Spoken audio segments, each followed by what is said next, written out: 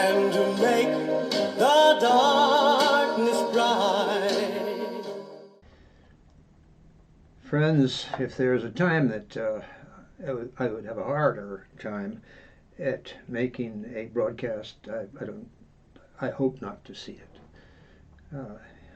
On this particular day, actually what occurred yesterday, I put a note out there that Patricia had an incident, and I owe it to my friends to explain what the situation was.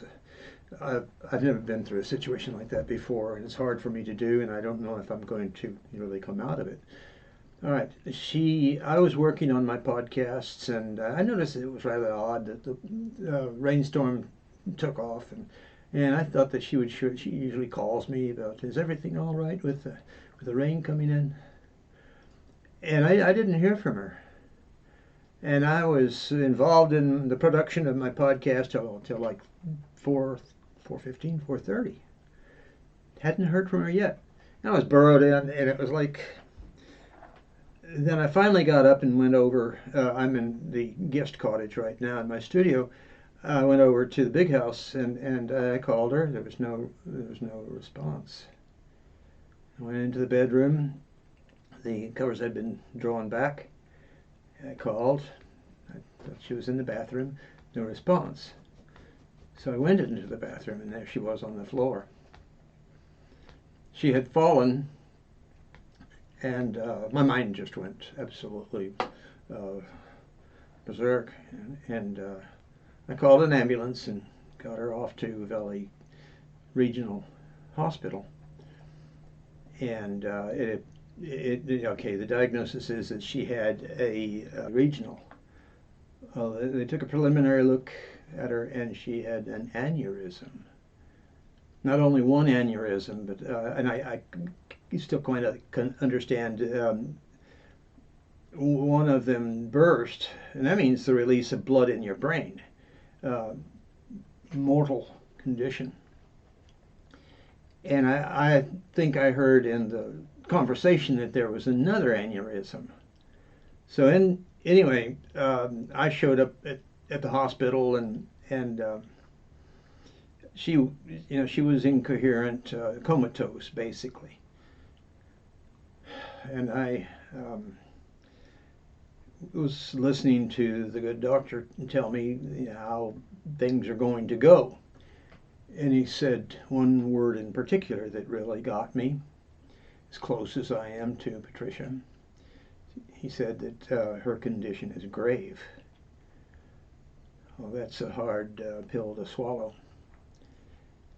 But the good news is, to this point, the good news is that they did the process whereby they relieve the pressure to the brain and extract the fluids in the brain and whatever. I'm sure pretty well heard of that.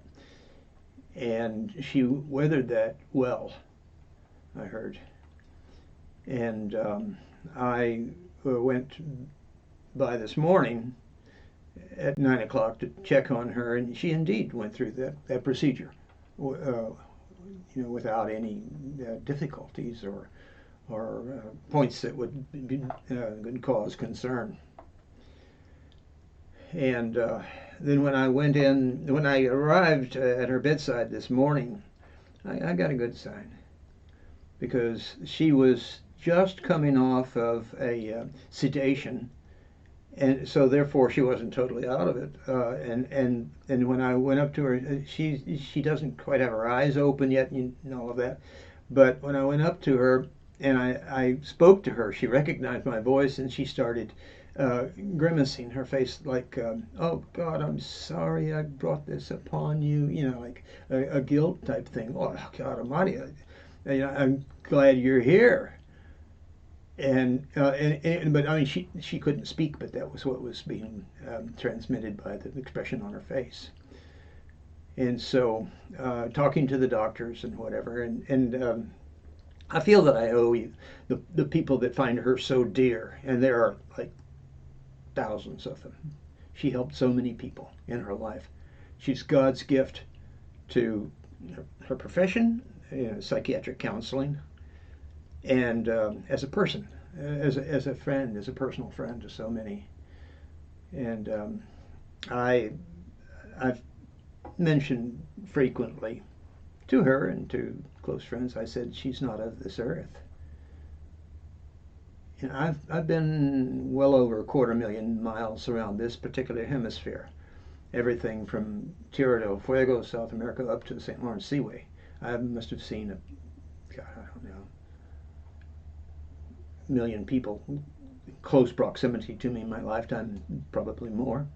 I've never seen anything like her. I've never the particular qualities that she has in terms of the fine qualities like forgiveness, patience, and those type of things that none of us have. She's right there, and we've been married for 33 years. But anyway, so I went back this afternoon and checked on her, and they were changing her IVs at that point, and she was thrashing. You know, you'd think that that would be like, a bad thing. No, in this case, and not only thrashing with her right arm, with her left arm as well. And you know what the brain does, thing like that. So then they put her under sedation directly at that point. So it kind of took over, and then I wasn't able to speak to her. And then I just talking to the doctor. What he's going to do is he's going to do another procedure to figure out if that particular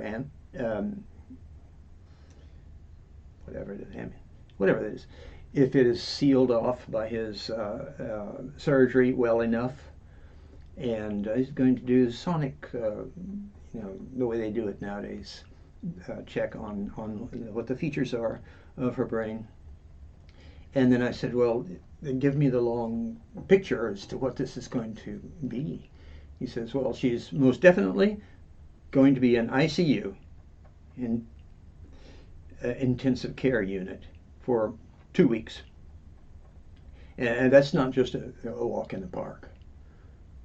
By the seriousness of her condition, they're going to keep an eye on her to see that everything is healing correctly for a good 2 weeks. And then, it would be just like a stroke of miracle that she, at the end of 2 weeks, can pack her bags and bring her home. No, not likely. She's probably going to stay in the hospital for surely another week, observation, further healing, and then she's going to be released to the home environment.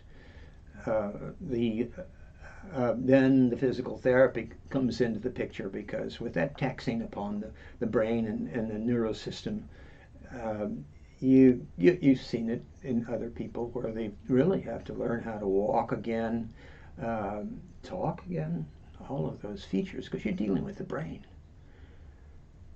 And I'm there. I'm there 25 hours a day, 8 days a week, in order to stand by her side. I just could not, looking back, I could not believe how this, in one fell swoop, in one moment, one's life could change in such a dramatic manner. It was astounding. You take a lot of things for granted in this world, but please, we have a classic love affair. We really do. Make that your mission, those of you that may kind of like need to tighten up on it, whatever. If you're with a person that is your soulmate, God, take advantage of that time together.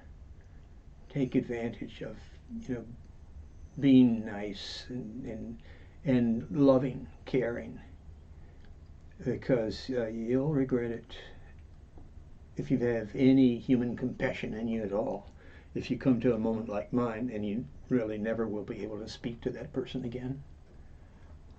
I'm hoping for the best. The doctors are encouraging. This is hard. It's the hardest thing I've ever gone through in my life. I hope that I can maintain the strength in order to do it. I'm going to find the strength in order to do it. She's that important.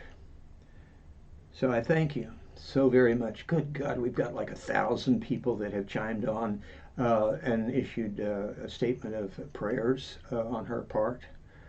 And if her students really knew that she was here, oh God, they'd have to have traffic control in the parking lot of the hospital. But anyway, she is much appreciated. She's a beautiful person. And let's just hope and pray that she carries on. The world doesn't need to lose a person like this right now.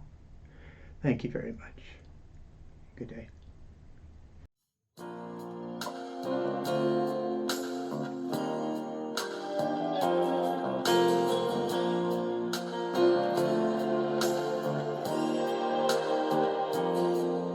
Have I told you lately that I love you? Have I told you there's no one else above you?